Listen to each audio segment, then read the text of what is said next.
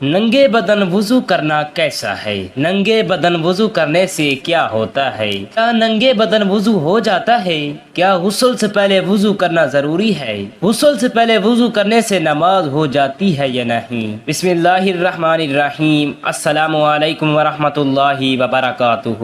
محترم ناظرین، حضرت عبداللہ بن مسعود رضی اللہ تعالی عنہ سے مرفوعاً روایت ہے، انہوں نے کہا حضور اقدس صلی اللہ علیہ وسلم عشاء کی نماز ادا کی اور پھر حضرت عبداللہ بن مسعود رضی اللہ تعالی عنہ کا ہاتھ پکڑا اور چلتے ہوئے آپ بطحا کی طرف نکل گئے۔ پھر آپ صلی اللہ علیہ وسلم نے حضرت عبداللہ بن مسعود رضی اللہ تعالی عنہ کو بٹھایا اور ان کے گرد ایک دائرہ کھینچ دیا اور فرمایا یہاں سے باہر نہ نکلنا یہاں تک کہ تمہارے پاس کچھ لوگ آئیں گے، تم ان سے کلام نہ کرنا، وہ بھی تم سے کلام نہیں کریں گے۔ پھر آپ صلی اللہ علیہ وسلم نے جدھر کا ارادہ فرمایا ادھر چلے گئے۔ اس دوران میں اپنے دائرے میں بیٹھا رہا جبکہ کچھ لوگ میرے پاس آئے، گویا کہ وہ اپنے بالوں اور جسموں کے اعتبار سے جٹ تھے، نہ رہے انہوں نے لباس پہنا ہوا تھا اور نہ ہی وہ برہنہ جسم معلوم ہوتے تھے۔ وہ میری طرف آئے، وہ اس خط نما دائرے کو پار نہ کر سکے، پھر وہ حضور اکرم صلی اللہ علیہ وسلم کی طرف چلے گئے، یہاں تک کہ رات کا آخری حصہ آ گیا،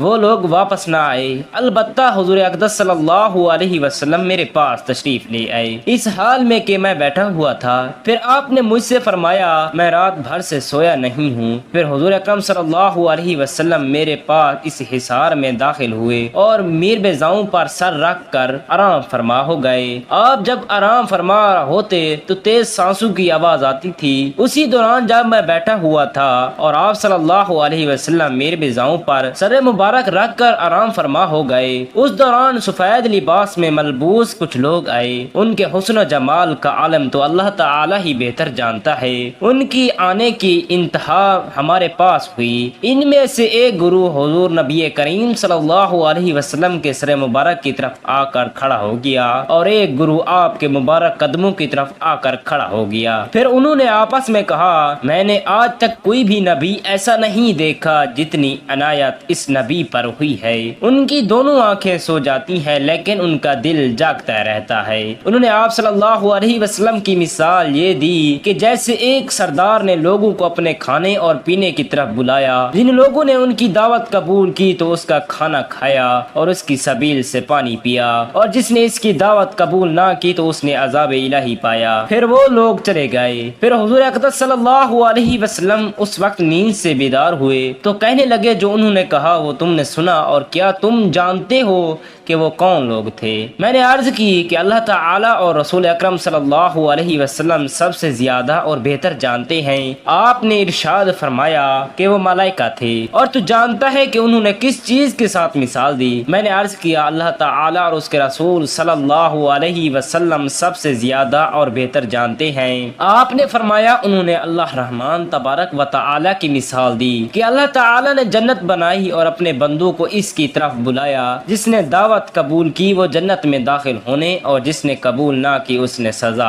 پائی۔ حضرت میمونہ رضی اللہ تعالی عنہا فرماتی ہیں کہ نبی کریم صلی اللہ علیہ وسلم نے وضو کیا، پہلے دونوں ہاتھ دھوئے، پھر داہنے ہاتھ سے بائیں ہاتھ پر پانی ڈال کر شرمگاہ کو دھویا، پھر اپنا ہاتھ زمین پر رگڑا، پھر کلی کی اور ناک میں پانی ڈالا، پھر اپنا چہرہ مبارک اور دونوں بازو دھوئے، پھر سر کا مسح کیا، پھر پورے جسم پر پانی بہایا اور آخر میں دونوں پاؤں دھوئے۔ حضرت میمونہ رضی اللہ تعالی عنہا فرماتی ہیں کہ نبی کریم صلی اللہ علیہ وسلم نے غسل جنابت کیا تو پہلے دونوں ہاتھ دھوئے، بائیں ہاتھ پر پانی ڈال کر شرمگاہ کو دھویا، پھر اپنا ہاتھ زمین پر رگڑا، پھر کلی کی اور ناک میں پانی ڈالا، پھر اپنا چہرہ مبارک اور بازو دھوئے، پھر سر مبارک کا مسح کیا، پھر پورے جسم پر پانی بہایا اور آخر میں دونوں پاؤں دھوئے۔ جنابت کے دوران وضو کرنا مسنون ہے۔ اگر کسی شخص نے غسل جنابت سے پہلے وضو کیا ہو اور پھر پورا جسم دھو لیا ہو تو اس کا وضو اور غسل دونوں مکمل ہو جاتے ہیں۔ اس کے بعد نماز پڑھنے کے لیے الگ سے وضو کرنے کی ضرورت نہیں رہتی، بشرطے کہ غسل کے دوران وضو کی ترتیب اور شرائط کو پورا کیا گیا ہو۔ اگر غسل کے دوران وضو کی شرائط پوری کی جائے تو یہ وضو کے قائم مقام ہو سکتا ہے۔ امام بخاری رحمۃ اللہ علیہ نے اپنی صحیح بخاری میں یہ ابواب قائم کی ہیں تاکہ اس مسئلے کی وضاحت ہو سکے۔ لہٰذا اگر کوئی کوئی شخص غسل جنابت کے دوران وضو کی شرائط پوری کرے تو وہی وضو نماز کے لیے کافی ہوتا ہے اور الگ سے وضو کرنے کی ضرورت نہیں ہے۔ اگر آپ کی شرطیں پوری نہیں ہیں، مثال کے طور پر آپ کی شرمگاہ ڈھانپی ہوئی نہیں ہے، تو آپ کا وضو ٹوٹ جائے گا اور آپ کو نماز کا وضو دوبارہ کرنا پڑے گا۔ حضرت انس بن مالک رضی اللہ تعالی عنہ سے روایت ہے، ایک مرتبہ ہم جب حضور نبی کریم صلی اللہ علیہ وسلم کے ساتھ تھے تو آپ مسکرائے یہاں تک کہ آپ کی داڑھی مبارک ظاہر ہو گئی۔ آپ نے فرمایا کیا تم جانتے ہو کہ میں کیوں مسکرایا؟ صحابہ کرام رضوان اللہ تعالی علیہم اجمعین نے عرض کیا اللہ تعالی اور اس کے رسول صلی اللہ علیہ وسلم سب سے زیادہ اور بہتر جانتے ہیں۔ آپ نے فرمایا جب بندہ قیامت کے دن کو اپنے رب سے حجت بازی کرے گا تو اس وقت اللہ تعالی اس سے کہے گا کیا آپ نے مجھے ظلم سے نجات نہیں دی؟ اللہ تعالی فرمائے گا کیوں نہیں؟ تو بندہ کہے گا کہ صرف میرے جسم سے ہی گواہی لی جائے، تو اسے کہا جائے گا ٹھیک ہے، آج کے دن تیرے لیے تیرا نفس ہی کافی ہے اور تجھ پر تیرا نفس ہی معتبر ہے۔ چنانچہ اس کے منہ پر مہر لگا دی گئی اور اس کے اعضاء سے کہا جائے گا کلام کرو، تو اس کے اعمال کے بارے میں سب کچھ بتائیں گے۔ پھر اس کے درمیان اور اس کے کلام کے درمیان سے رکاوٹ ہوگی، جو منہ سے مہر ہٹا دی جائے گی تو وہ اپنے اعضاء سے کہے گا تم غلط ہو، تمہیں ہی تو بچانے کے لیے میں جھگڑ رہا تھا۔ حضرت انس رضی اللہ تعالی عنہ سے مرفوعاً روایت کرتے ہیں کہ جس نے یکم رجب کو مغرب کی نماز کے بعد 20 رکعت نماز پڑھیں، ہر رکعت میں سورہ فاتحہ کے بعد ایک مرتبہ سورہ اخلاص پڑھیں اور سلام پھیر دیں۔ آپ صلی اللہ علیہ وسلم نے فرمایا کیا تم جانتے ہو کہ اس کا کیا اجر ہے؟ جو مجھے حضرت جبرائیل امین علیہ السلام نے آ کر بتایا۔ ہم نے عرض کی اللہ تعالی اور اس کے رسول صلی اللہ علیہ وسلم سب سے زیادہ اور بہتر جانتے ہیں۔ آپ صلی اللہ علیہ وسلم نے فرمایا اللہ تعالی اس کی جان کی، اس کے گھر والوں کی اور اس کے بچوں کی حفاظت فرمائے گا اور اسے قبر کے عذاب سے محفوظ رکھے گا اور اسے بغیر کسی حساب کو کتاب کے بجلی کی سی تیزی کے ساتھ پل صراط سے گزار دے گا۔ ننگے بدن وضو کرنا جائز ہے۔ وضو کے دوران ضروری نہیں کہ پورا جسم ڈھکا ہوا ہو، لیکن شرمگاہ کو چھپانا واجب ہے۔ شرمگاہ کو کھول کر وضو کرنا غیر مناسب ہے اور اسلامی اخلاقیات کے خلاف ہے۔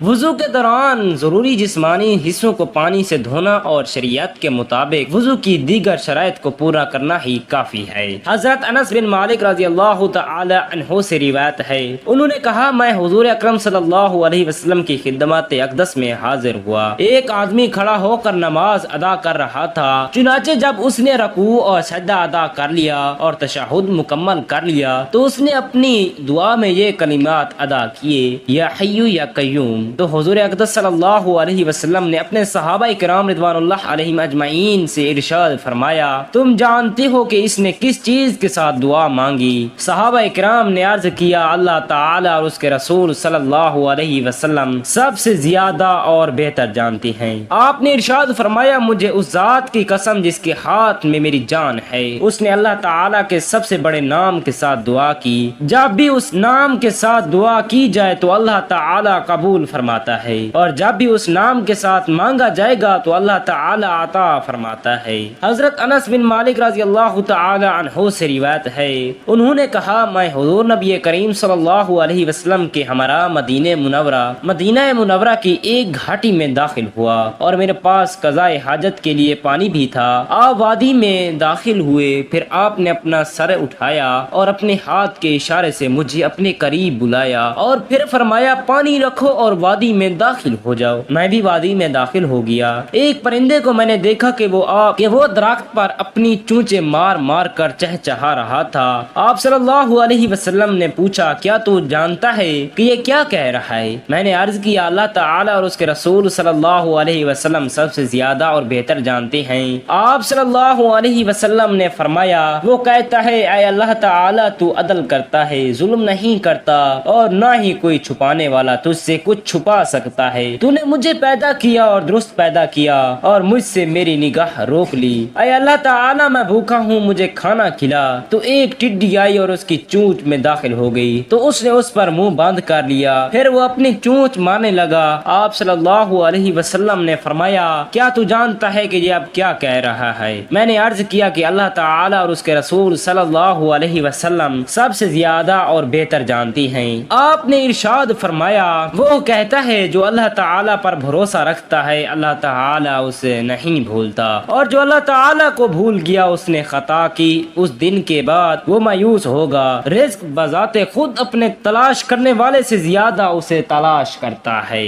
اللہ تعالیٰ ہمیں ان حدیث پر عمل کرنے کی توفیق عطا فرمائے۔ اللہ تعالیٰ ہمیں حضور اکرم صلی اللہ علیہ وسلم کی سنت پر عمل پیرا ہونے کی توفیق عطا فرمائے، اور ہمیں اسلامی تعلیمات کو سیکھنے اور سکھانے کی توفیق عطا فرمائے۔ آمین ثم آمین۔ جزاک اللہ خیرا کثیرا۔ اللہ تعالیٰ اور نبی کریم صلی اللہ علیہ وسلم کے 99 ناموں میں سے ایک نام ضرور کومنٹ کریں اور اپنی رائے کو کومنٹ میں ضرور شیئر کریں۔ شکریہ۔ وآخر دعوانا ان الحمد للہ رب العالمین۔